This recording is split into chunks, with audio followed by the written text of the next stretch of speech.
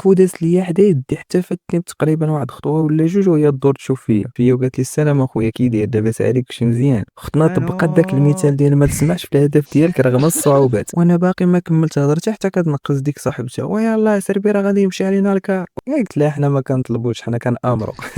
وهي كتضحك بقات كتكتب لي النمره. اليوم ان شاء الله غادي نعاود لكم على القصه ديالي مع اول مهمه عرفتها. المهم كنت غادي مسافر لواحد المدينه سميوها المدينه بي، وبحكم كنسكن بعيد على المحطه ما كنمشيش ليها، كنتسنى الكار غير في واحد ستاسيون قريب لينا. اصلا معروف عندنا داك ستاسيون هو المحطه الثانيه ديالنا. المهم بقيت كنتسنى الكار حتى جا، وقفوا بقاو كيركبوا الناس وحتى انا ركبت معاهم. تحرك الكار وبقينا غاديين وانتم عارفين وهذه هي اللي كتكرهني في الكيران، انه فين ما وصل لشي بلاصه ولا شي مدينه كيوقف فيها واحد ربع ساعه هي القليله. الطراجي كيكون فيه ساعتين هما كيديروا فيه 4 د السوايع. ما عرفت واش غير انا ولا حتى نتوما فاش كتكونوا مسافرين كتكونوا حاقدين ومعصبين غالبا، حيتاش كتكون عارف راسك بلا راجع للخدمه ولا القرايه، وكتفكر بلا راك غادي تسكن بوحدك وغتحنسر في الماكله من بعد ما كنتي كضرب غا الطواجن والكوام تولي عايش غا بيض ومطيجه.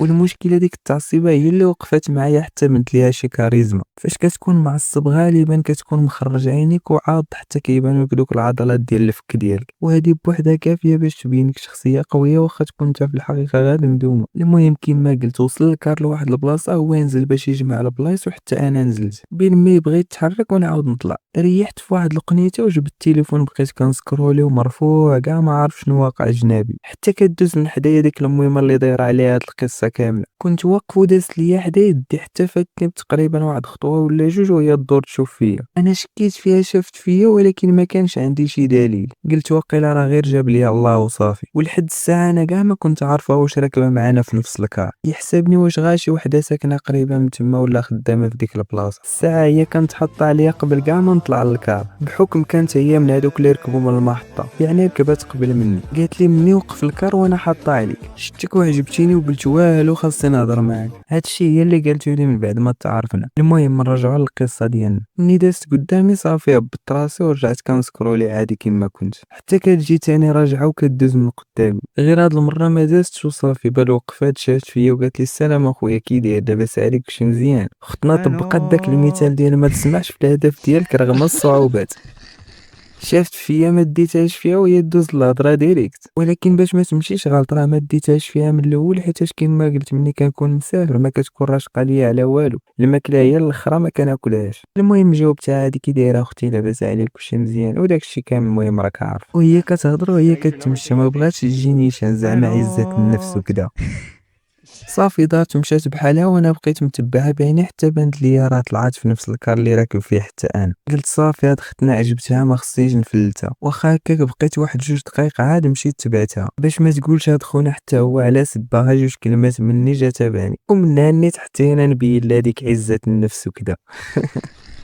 مشيت وبقيت كندور عيني كنقلب عليها بغرض نمشي نركب حداها، حتى بانت لي راكبه حدا واحد صاحبتها وما خليها فين تنفس. رجعت للبلاصه فين كنت جالس ومخلوع على تمشي تنزل في شي بلاصه وانا باقي ما شديت عندها النمره، وكل شويه كندور نشوف فيها كنلقاها حتى هي حاضياني، خصوصا من بعد ما ركبنا وتحرك الكار. تخيل معايا كان عندنا نفس التفكير اللي هو عندك شي واحد فينا ينزل قبل ما نهضروا مع بعضياتنا، يعني قبل ما نوصلوا للمدينه بي. فين ما كيوصل الكار لشي مدينه ولا شي بلاصه كنظن نشوف واش غادي تنزل ولا لا، وحتى هي نفس البلان. المهم بقينا على داك الحال حتى ربي دار الخير ونزلنا في نفس المدينه اللي هي المدينه بي. بقيت كنتسناها تنزل باش نتبعها، صافي نزلت وهي تمشي جهه داك الصندوق اللي كنكونوا حاطين فيه السيكان والبواز، وحتى انا نيت تبعتها باش نجبد حوايجي وندير نيت السبه باش نمشي ندوي معاها، يعني حجه وزياره. المهم بقيت كندوي معاها بحال ديجا كنا كنعرفوا بعضياتنا. سولتها واش حدك هاد المدينه ولا باقي غتمشي لشي بلاصه اخرى، قالت لي لا باقي غادي نشد الكار باش نمشي للمدينه الفلانيه. وانا باقي ما كملت هضرتي حتى كتنقص ديك صاحبتها ويلاه سيربي راه غادي يمشي علينا الكار. ويلاه انت دابا دوي مع هادي.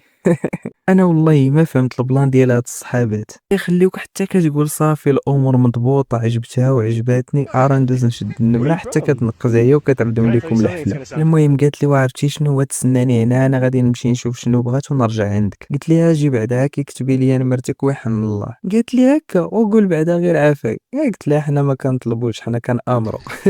وهي كتضحك بقات كتكتب لي النمره وقالت لها عرفتي شنو تسناني هنا انا نمشي نشوف شنو بغات ونرجع. خليتها غا حتى تحركت ومشيت حتى انا غيرتها. مشيت المهم رجعت لحياتي وكاع ما تسوقت ليها حتى دازت تقريبا شي سيمانه عاد تفكرتها وانا نصوني عليها. وبيني وبينكم السبب اللي خلاني ما نعطيهاش اهميه من الاول هو كان كيحسب لي واش غير شي هريبه غرضها هو الفلوس. الساعه طلعت من احسن العلاقات اللي دوزت في حياتي. المهم صونيت عليها ما عقلتش عليا قلت لها راه انا هو فلان عاد عرفتني. ما عرفتني وهي تقول لي وماشي حشومه عليك داك النهار قلت لك تسناني انا راجعه ومشيتي وخليتيني. ومكملها ما مصوني عليا حتى لدابا. فين كنتي هاد المده كامله؟ انا في هاد اللقطه بقيت غير حل فمي كنقول كيفاش هاد اختنا كتغوت عليا بحال ديجا كنت معانا في علاقه. ومن تما عرفت بلي اختنا راه ماشي غير معجبه بيا راه فايته الزعتر لديك الجهه. صافي من بعد شرحت ليها بلي راه كنت مشغول وما كانش عندي وقت. بقينا كنهضروا وكنتعرفوا على بعضياتنا وبنا اكتشفنا بلي راه كنسكنوا في نفس المدينه ولينا كنتلاقاو ونخرجوا بجوج. ولكن كما قلت في الفيديو السابق ما طولناش بسبب دوك التصرفات اللي كنت كندير معاها. ولكن مزيانه تعلمت منها شحال من حاجه اهمها انه كاين فرق كبير بين المهمات والبنات الصغار. وبسببها تعرفت على الثانيه والثالثه والامور ولات غاديه بخير. وهذا ما كان الدراري دير ديك الجميله باقي ما درتيهاش. ولا عندك شي سؤال كتبوا لي في الكومونتيرات ودخل تفرج في هذا الفيديو باش تعرف الصفات اللي كيموتوا عليها المهمات وتجنب دوك الاخطاء اللي كنت صلحت فيهم.